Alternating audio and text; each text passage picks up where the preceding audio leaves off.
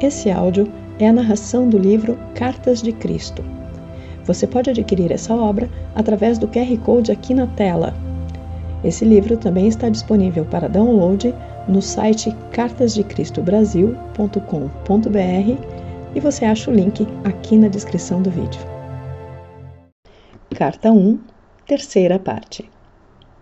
Meu lugar na história. Em primeiro lugar, devo assinalar que minha vida e pessoa foram brevemente referenciadas por Joséfo na História dos Judeus, escrita para o governador e apresentada ao imperador romano. Joséfo anotou sucintamente que Jesus, que tentou derrubar a lei, a ordem e o governo dos romanos, foi castigado e crucificado. Tem-se dito que Joséfo pode ter se referido a algum outro Jesus, mas não é assim. Eu, que mais tarde me tornei o Cristo, que realizou os chamados milagres de cura e materialização, fui o rebelde. Mas eu não era nenhum agitador. Não incitei deliberadamente as pessoas a desafiar os romanos, nem a desafiar a lei e a ordem. Eu fui um rebelde contra as tradições judaicas existentes. Quando emergi das 6 semanas de jejum no deserto, eu vi uma forma melhor de pensar e viver, e tentei transmitir o meu conhecimento aos meus companheiros judeus com pouco sucesso.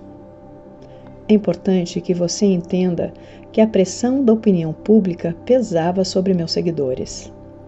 Enquanto eles realmente acreditavam que eu trazia uma mensagem aos judeus para salvar a alma e que eu era o Messias, o Filho de Deus, eles também eram do mundo, tentando relacionar-se com o mundo da melhor forma possível. Portanto, ainda que conhecessem meus sentimentos contrários às crenças dos judeus, eles não estavam felizes em dispensar o Velho Testamento por completo, uma vez que este tinha apoiado e unido os judeus durante toda a sua história. No interesse de preservar o que eles consideravam valioso nos velhos decretos, suprimiram qualquer descrição a respeito da pessoa que eu era. Meus discípulos e Paulo construíram seu próprio edifício de crenças sagradas com aquilo que queriam preservar de minha vida e ensinamentos. Eles ensinaram e consolidaram somente o que consideravam valioso para as pessoas, judeus e gentios do mesmo modo, os daquele tempo e do futuro. Consequentemente, filtraram o que podiam usar e deixaram de fora a maior parte do que eu chamava os segredos do reino de Deus, pois eles nunca o compreenderam.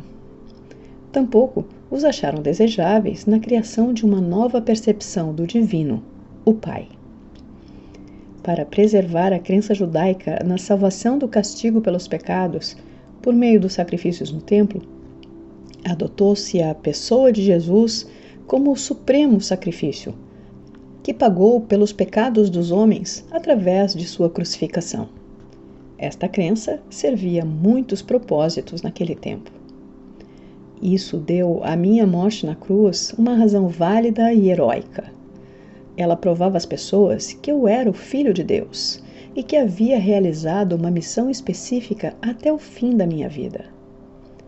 Esta crença também provou ser de grande consolo para os judeus quando seu templo foi destruído pelos romanos e levou a muitas conversões. Muitas seitas de judeus e gentios também não acreditavam em vida após a morte. Consequentemente, era altamente reconfortante escutar que o Jesus Cristo havia superado a morte e mantido o seu corpo. Para muitas ideologias humanas daquele tempo, a vida não era possível sem um corpo. Portanto, a vida após a morte somente poderia significar ressurreição do corpo. Isso também manteve o meu nome constantemente vivo na mente das pessoas. Eu era a valente figura histórica que havia morrido para assegurar que os homens fossem libertados de todo o medo do inferno e da condenação. Desde que eles acreditassem em mim, poderiam caminhar como homens libertos. É somente porque meu nome se manteve vivo até hoje que eu posso vir agora até você para oferecer-lhe a verdade que eu queria muito compartilhar com as pessoas há 2000 anos. Minha juventude e as experiências no deserto. Eu nasci na Palestina. Minha mãe estava convencida de que eu era o Messias. Ao contrário da crença popular, eu não era uma criança santa. Aos 12 anos, levaram-me até o templo para ser entrevistado pelos sumos sacerdotes, para que se determinasse se eu estava pronto para iniciar o treinamento religioso judeu. Fui rejeitado por ser demasiado teimoso. Amargamente decepcionada, minha mãe me levou para casa e fez o seu melhor para criar-me na santidade que marcou o seu próprio comportamento em todos os momentos. Aquela era uma tarefa impossível, já que eu era, acima de tudo, um individualista de comportamento indisciplinado. Fiquei ressentido com as orientações de minha mãe e sua tentativa de disciplinar-me. Como jovem, tornei-me impossível de controlar, um verdadeiro rebelde. Rejeitei a adesão incondicional de minha mãe à fé e tradições judaicas, preferindo o riso às atitudes hipócritas. Recusei-me a aprender um ofício que me confinasse à rotina. Escolhi misturar-me com todo tipo de gente das classes mais desfavorecidas, bebendo com eles, conhecendo prostitutas e me divertindo, conversando, discutindo, rindo e sendo um ocioso. Quando precisava de dinheiro, ia trabalhar nos vinhedos por um dia ou dois, ou fazia trabalhos que me pagassem o suficiente para comer e beber, propiciando-me o lazer que desejava.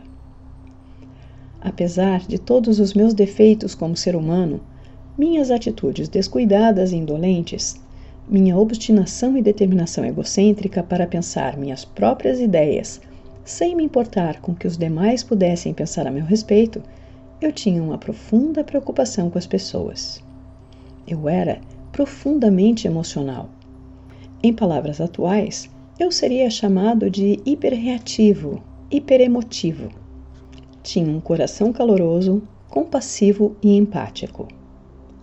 A presença da doença, da aflição e da pobreza me comoviam profundamente. Era um acirrado defensor daqueles que você chama de desamparados.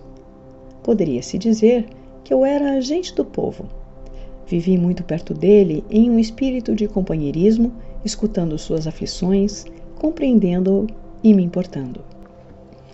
É importante entender minhas verdadeiras origens e minhas características na juventude, pois foram os estímulos que me incitaram, empurraram e impulsionaram a finalmente ser o Cristo. O que mais fortemente detestei e combati foi a miséria, a doença e a pobreza que via ao meu redor. Isso me enfureceu e me tornei estridente e apaixonadamente zangado por ver as pessoas maltrapilhas, magras e famintas, doentes e aleijadas, sendo cruelmente intimidadas pelos líderes judeus que as sobrecarregavam com leis e práticas sem sentido, ameaçando-as com punições de Jeová caso não obedecessem. Declarei a todos os que poderiam escutar-me que aquelas pobres pessoas já suportavam o suficiente para também serem esmagadas por medidas sem sentido e restritivas do prazer. Qual era a razão de viver se não nascíamos para sermos felizes? Recusei-me a acreditar em um Deus justo segundo as tradições judaicas. As advertências bíblicas proféticas sobre o julgamento e cólera de Jeová contra as pessoas me indignaram. Apesar de tudo, pessoas são pessoas, fazendo o que sua natureza humana as impulsionava a fazer. Nasceram pecadoras, então por que deveriam ser julgadas e condenadas a levar uma vida de sofrimento e pobreza por não terem cumprido os 10 mandamentos? Qual era o sentido de tais afirmações? Para mim, essa crença judaica representava um Deus ilógico e cruel e eu não queria nada com ele. Parecia para mim que se existia tal divindade, então o homem estava condenado à miséria eterna. A simplicidade e liberdade que eu encontrei nas encostas das colinas, nas planícies, nos lagos e montanhas, refrescaram meu espírito interior e aquietaram minha cólera que murmurava contra o Deus judeu. Assim, neguei-me a acreditar em qualquer palavra do que os anciões judeus tentavam ensinar-me. No entanto, lá pelos 25 anos de idade, uma nova linha de questionamento tomou conta dos meus pensamentos. Enquanto eu caminhava sozinho pelas colinas, cada vez com mais frequência, minha rebeldia foi aos poucos sendo substituída por uma ânsia que me consumia de saber e compreender a verdadeira natureza daquele que, sem dúvida nenhuma, devia inspirar e respirar por meio da criação. Revisei meu estilo de vida e percebi quanto sofrimento minhas ações haviam causado à minha mãe e a muitas outras pessoas. Embora eu sentisse profunda compaixão pelos fracos e sofredores, minha natureza rebelde havia me levado a um comportamento egoísta e sem consideração para com a minha família.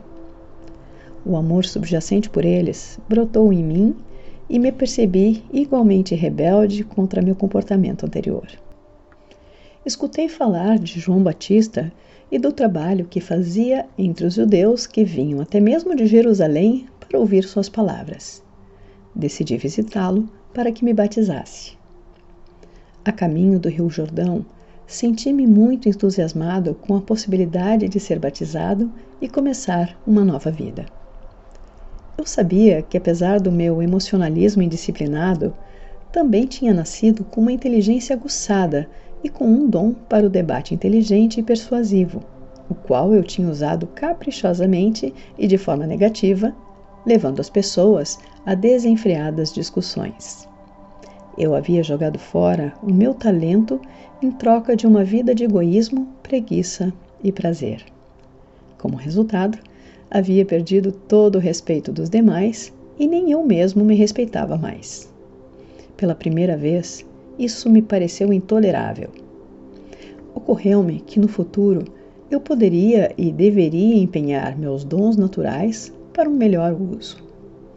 Ao invés de apenas ficar fazendo barulho, talvez eu pudesse encontrar um caminho para aliviar a carga daqueles de quem eu tanto me compadecia.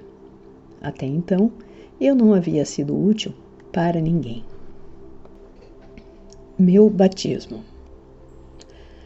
Quando entrei na água do Rio Jordão para ser batizado por João, esperava sentir apenas alívio e a consciência de que pelo menos uma vez havia dado um passo positivo em direção à reforma do meu comportamento.